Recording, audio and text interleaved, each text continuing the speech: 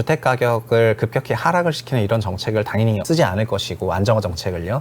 그리고 지금의 부양책을 총선까지는 계속 끌고 갈 거고, 그리고 단순히 하락을 안 시키는 게 아니라 더 부양하려고 하는 그런 류의 정책들, 올라가는 게 문제가 아니라 그게 유지될 수 없다는 부분을 생각을 하시면 좋을 것 같아요. 그래서 현재는 지금 이번 달 상승했으니까 다음 달도 상승할 것 같고, 잠깐 1년 기쁘고 1년 후부터는 또 괴로울 수가 있거든요. 안녕하세요. 박종훈의 경제한방입니다. 이 하반기 집값 방향 아마 많은 분들이 궁금해하실 텐데요. 과연 집값 바닥 이야기가 나오는 지금의 이 시점, 앞으로 읽어야 될 흐름과 변수는 무엇인지 부동산 애널리스트 출신이죠. 최상욱 커넥티드 그라운드 대표를 모셨습니다. 안녕하세요. 네. 안녕하세요. 최상욱입니다. 네. 최근에 서울 그리고 수도권 전체 이 시장을 봐서는 회복세가 시작된 게 아니냐. 다른 지역은 몰라도 이 지역은 오르고 있다. 이런 얘기들이 있는데 어떻게 현황을 보고 계십니까? 그 수치로 보이는 회복세는 사실입니다. 지수로 평가를 하는 것이 가장 시장 상황을 잘 설명한다고 생각하는데, 서울 기준으로만 본다면은 전고점일 때는 2017년 가격을 100이라고 봤을 때 그게 2021년 말에 180대까지 올라갔다가 140대까지 빠졌다가 지금 이제 150대까지 올라갔기 때문에 바닥에서 7% 정도 올라왔거든요. 고점에서 22% 조정이 됐습니다. 근데 상반기에 약 7% 정도 반등했기 때문에 회복세가 확연하게 느껴질 정도고요. 그리고 주간으로 발표되는 동향은 주간 동향이니까 누적으로는 마이너스지만은 이게 한 2개월 전부터는 주간 동향으로도 플러스가 나왔거든요. 그래서 올해 상반기가 강세장인 거는 그건 수치로 나오는 것 같습니다. 그리고 거래량 같은 경우에도 이게 2020년 이전에는 서울시 거래는 월간 8,000건 정도였고요. 21년부터 거래가 조금 위축돼서 월간 6,000건, 그리고 22년에는 월에 1,000건 정도 거래가 됐었거든요. 근데 현재는 6월 거래가 4,000건까지 올라왔기 때문에 올해 3월부터 거래량이 3,000건 이상으로 튀기 시작해서 거래량도 전성기 때만큼은 아니지만은 21년에 약 3분의 2 수준? 이 정도까지 회복한 걸 보면은 수치상으로는 강세장인 것 같은 그런 느낌을 많이 주죠. 네, 그래서 지금 논란이 되는 것 같습니다. 집값 바닥이 확인이 된 거다. 이제 반등을 한 거다. 이런 주장도 있고, 반대로 이게 가짜 바닥이다. 이런 얘기도 있는데 네. 어느 쪽으로 보십니까?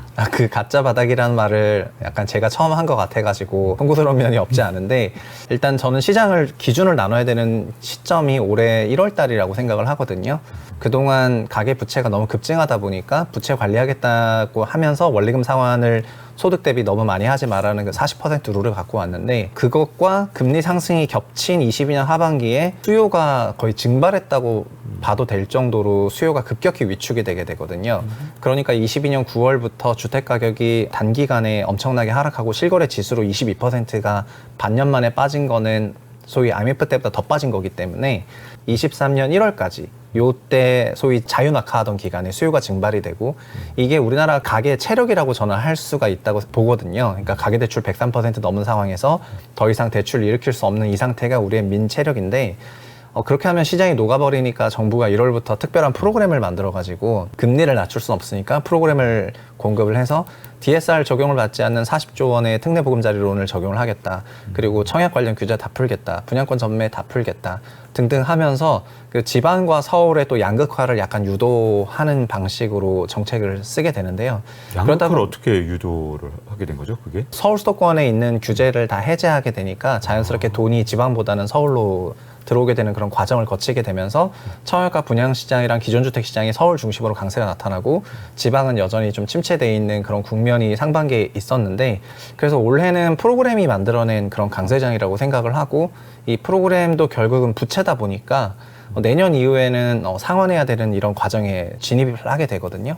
그러니까 이게 인위적으로 만들어진 그런 가짜 이제 수요라고, 그러니까 미래의 선수요를 땡겨온 그런 수요라고 해석을 하고 있고, 그래서 지금 지수적으로는 반등했지만은 오히려 조심해야 될 때가 아닌가, 이렇게 생각을 하고 있습니다. 근데 이제 반등을 하면 그 전에 가격이 진짜 바닥이었는지 가짜 바닥이었는지 혹시 차이가 있습니까? 어떻게 뭐 좀 알아볼 방법이 있을까요? 그게 사실 그렇게 말씀을 드리고 싶은 게, 우리나라 주택시장이 약세장이었던 때가 없었던 건 아닙니다. 가장 직전의 약세장은 2008년부터 2013년 정도까지 금융위기 이후의 약세장이었는데요. 이 당시의 특징은 뭐냐면은 사실 주택 가격이 매우 낮았습니다. 2008년에서 13년 사이에는 우리나라 GDP로 보나, 그러니까 주택의 시가총액을 한국 GDP로 나누게 되면은 그 당시에는 약 2.2배 정도였는데요.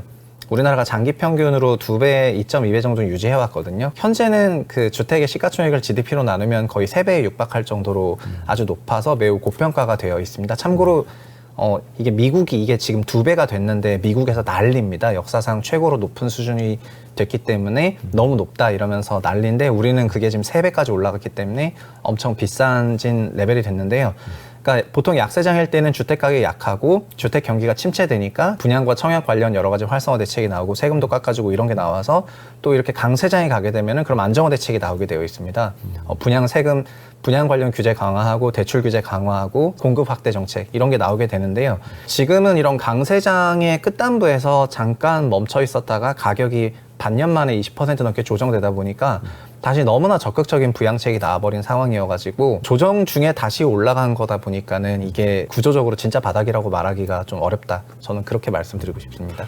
근데 이게 부동산이라는 게 그동안 상당히 긴 기간 동안 계속 상승장만 보다 보니까 이 많은 분들이 야 금리 인상 이제 거의 끝나가는 거 아니야. 이제 우리나라는 뭐 금리 더 못 올릴 것 같고 미국도 네. 거의 마지막 단계까지 갔다고 하니 이거 내가 이번 기회에 또 놓치면 이번이 가장 쌀 때인데 말이야 큰일이지 않아? 이렇게 생각하는 분들도 있거든요. 그렇게 또 유튜브에서 말씀하시는 분도 계신데 네. 그런 어떤 부동산에 이번에 나만 또 놓치는 거 아니야? 라는 공포감을 갖고 계신 분들한테 어떻게 말씀해 주실 수 있을까요?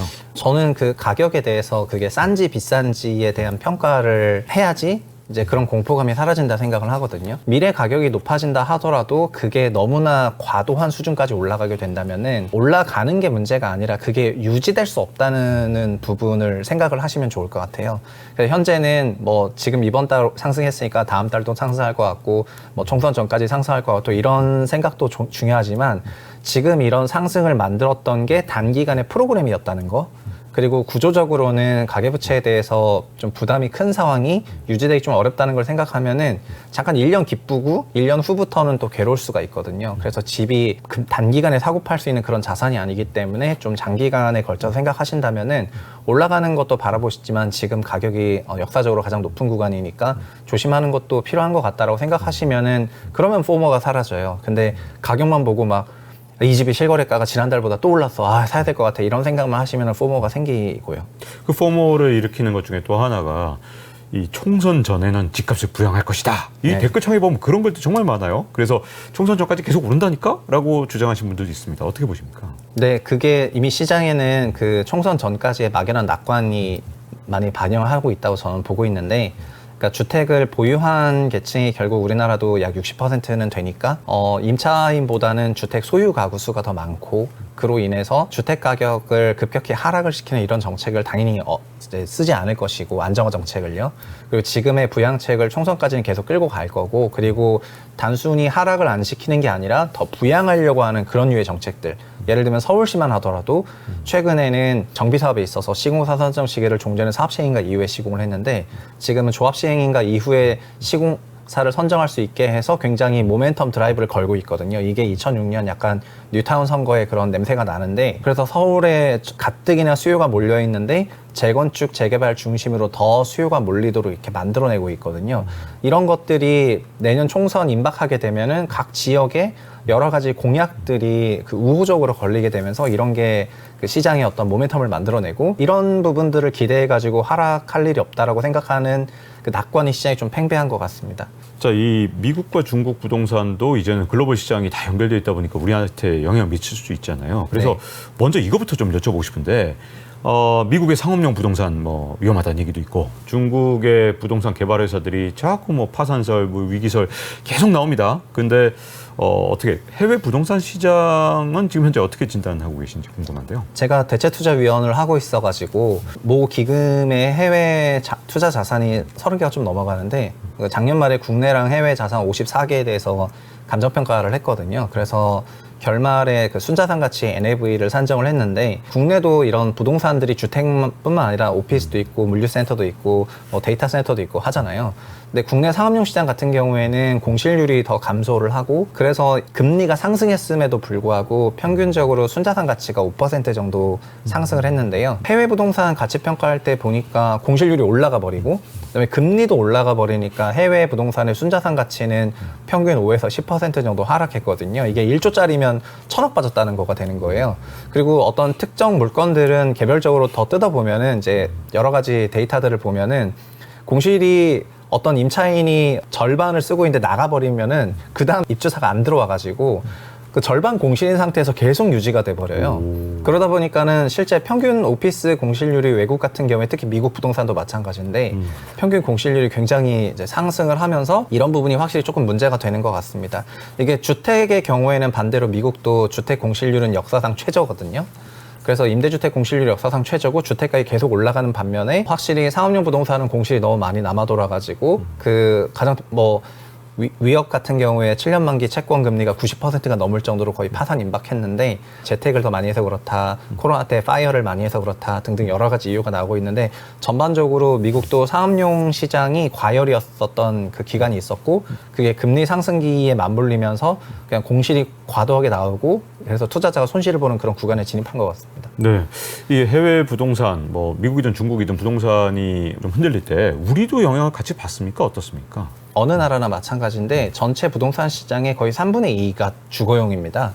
그리고 이건 연면적으로 봐도 그렇고 시가총액으로 봐도 그런데 그래서 상업용 부동산 시장 자체가 경제 전체의 거대한 트리거가 되긴 어려울 수 있지만 그렇지만 미국의 현재 상업용 시장의 분위기가 조금 안 좋다 이게 아니라 굉장히 안 좋기 때문에 여기에 투자했던 그런 기관들은 문제가 될 수도 있을 것 같고요. 근본적으로 미국 상업용 시장에 문제가 생긴 것도 금리 인상기와 함께 찾아왔거든요. 그리고 미국의 금리 인상은 뭐 멈췄다라고 보시는 분도 계시지만 한국의 시장금리도 미국의 기준금리를 어느 정도 의식할 수밖에 없는데 지금 우리나라 시장금리도 다시 7, 8월부터 슬금슬금 올라가는 걸 보면은 지금 현재 영상 찍고 있는 기준으로도 미국의 10년 만기가 다시 4.18로 올라갔기 때문에 살금살금 올라가고 있는데 이런 높은 금리 레벨이 장기화될 수 있다는 거에 대해서 아직 우리가 받아들이지 못하는 것 같아요. 그래서 그 부분이 올라갈 때도 리스크지만 이렇게 유지가 되면 적응한다고 하는데 이게 1년 정도가 아니라 더 길게 유지될 수 있다는 부분을 좀 생각해서 지금은 좀 시장을 보수적으로 바라보는 게 좋지 않냐 이렇게 생각하고 있습니다. 그 부분은 이제 많은 분들이 야, 금리 인상 사이클 이제 끝나간다니까 그래서 이제 곧 인하, 뭐 하락 이렇게 시장금리가 떨어질 거다 이렇게 보시는 분도 계신데 지금 1년 이상 시장금리가 높은 수준으로 유지될 수 있다 이렇게 보시는 건가요? 어떻습니까? 네. 그러니까 최근에는 미국에서도 연준의 금리 인상이 멈추고 올해 연말 하반기부터는 금리 인하를 한다. 이제 인상 다 끝났다. 그러다가 이게 계속 늦춰져가지고 결국 내년 상반기에 금리 인하를 한다. 이러다가 요즘에는 내년 하반기에 금리 인하를 한다. 그러니까 시장에서는 금리 인하라는 답을 정해놓고 그냥 그게 언제 인하되냐 이런 거를 보는 것 같습니다. 그런데 그 최근에 달라지는 좀 그런 경향이라든가 트렌드는 미국의 주거비가 내려올 생각을 하지 않는다는 점 그리고 미국의 주택 가격은 현 시점 기준으로 그 레드핀이라는 회사가 평가한 거를 보면은 46 트릴리언 달러고 그게 미국 GDP 23 트릴리언 달러의 2배를 기록해서 역사상 최고점을 기록을 했습니다. 그러니까 주택 가격이 역사상 최고점인데 주거비가 YOY로 잠깐 내려온 달은 있겠지만 구조적으로 빠지기는 어렵다 생각하거든요.